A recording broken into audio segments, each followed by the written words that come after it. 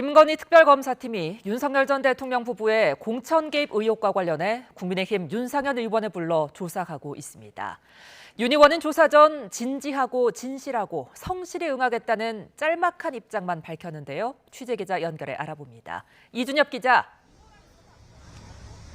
네, 김건희 특검 사무실 앞입니다. 네, 윤 의원이 특검에 출석했다고요? 네, 윤상현 의원은 오전 9시 반쯤 김건희 특검 사무실에 출석해 6시간 넘게 조사를 받고 있습니다. 지난 2022년 대선 과정에서 윤 전 대통령 부부가 명태균 씨로부터 여론조사를 무상으로 받은 대가로 같은 해 치러진 보궐선거에서 김영선 전 의원이 공천받도록 해줬다는 혐의와 관련해서입니다. 윤 의원 출석 당시 상황 보시겠습니다. 공천 개입 의혹 받고 계시는데 관련 입장 있으실까요? 그거는 제가 여기 조사에서 제가 진지하게 또 진실되게 또 성실하게 조사 임하겠습니다. 윤 의원은 보궐선거 당시 국민의힘 공천관리위원장으로 오늘 소환 역시 업무방해 등 혐의 피의자 신분입니다. 지난해 공개된 윤 전 대통령과 명 씨의 통화 녹취에서 이름이 거론되기도 했습니다. 보궐선거 공천 발표 전날 윤 전 대통령이 명 씨에게 상현이에게 내가 한 번 더 이야기할게. 걔가 공관위원장이니까 라고 말하는 내용입니다.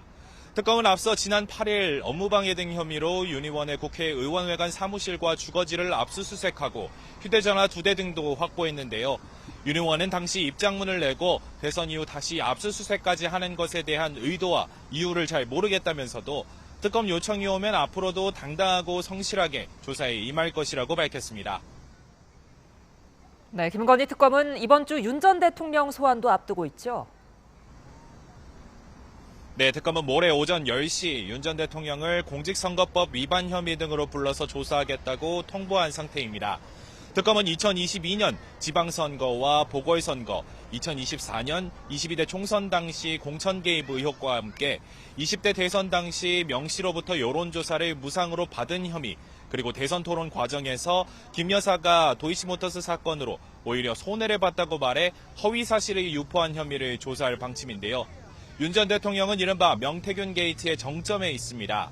윤 전 대통령 측은 YTN에 소환 일정 변경을 요청할지 등에 대해서 아직 계획이 없다고 밝혔지만 실제 조사가 성사될지는 미지수입니다. 구속된 이후 건강상의 이유를 들어 버티기 전략을 구사하고 있기 때문입니다. 내란 특검팀의 소환에 강제 구인 시도를 포함해 4차례나 응하지 않았고 내란 우두머리 혐의 재판 역시 3주 연속 불출석하고 있습니다. 네, 내란 특검 상황도 전해주시죠. 네, 그제 이상민 전 장관을 상대로 19시간의 마라톤 조사를 마친 특검은 이 전 장관의 신병 처리 여부를 고민하고 있습니다. 특검은 이 전 장관이 비상계엄 당시 허석권 소방청장에게 단전단수 지시를 직접 내린 것으로 의심하고 있는데요.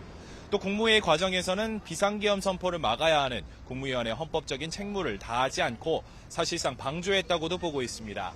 다만 특검은 이 전 장관에 대한 추가 조사가 필요하다는 판단 아래 다시 소환 통보를 할지 아니면 곧바로 구속영장 청구에 나설지 고심하고 있는 것으로 파악됐습니다.